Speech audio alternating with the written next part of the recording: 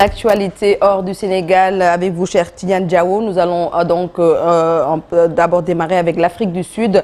Jacob Zuma exclu de l'ANC. Après avoir été suspendu de l'ANC, Jacob Zuma a été exclu par la commission disciplinaire du parti, rapporte un texte qui a fuité ce dimanche. Il est sanctionné pour avoir dirigé un parti concurrent aux élections législatives du mois de mai dernier. L'ancien président avait donc déjà été suspendu par l'ANC, c'était au mois de janvier, un mois après son alliance avec le parti nouvellement formé, le MK, dont il est toujours à la tête. Le MK, rappelons-le, a fini en troisième position du scrutin législatif avec 14,5% des voix et 58 sièges de députés sur 400, tandis que l'ANC signait son pire score depuis 3 décennies avec 40% des voix.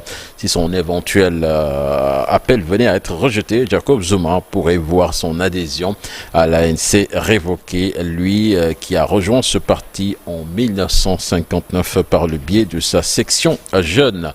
Au Mali, lourde perte pour l'armée et ses alliés russes lors de combats face aux rebelles du CSP. Ce dimanche, le calme régnait sur le terrain à Tinzouanen et ses environs, alors que depuis jeudi, des affrontements d'une violente intensité secouent la région. Dans un communiqué, l'armée malienne a affirmé avoir repoussé des rebelles et tué plus de 20 combattants. De leur côté, dans un communiqué, les rebelles du cadre stratégique et permanent évoquent 7 morts et 12 blessés dans leur rang. Direction la RDC.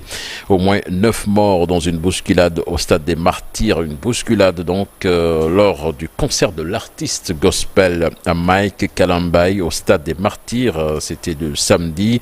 Donc le stade de 80 000 places assises était bondé. Les forces de sécurité étaient débordées.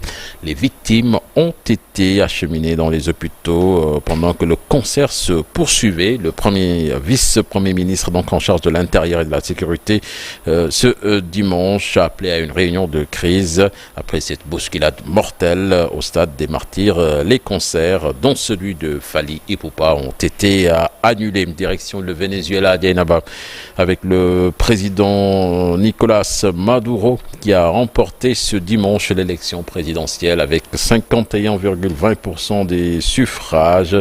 Donc il annonce de la commission électorale alors même que plusieurs sondages de sortie des urnes montraient une victoire de l'opposition.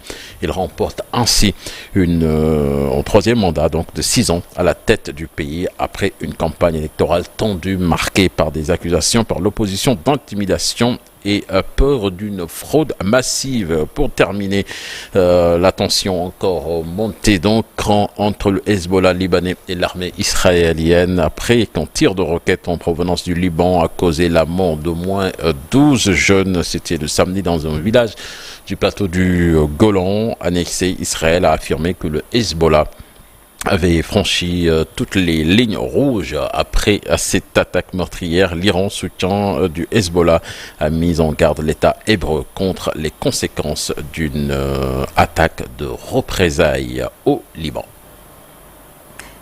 Merci beaucoup, merci cher Tidiane Diawo pour cette petite tasse d'actualité.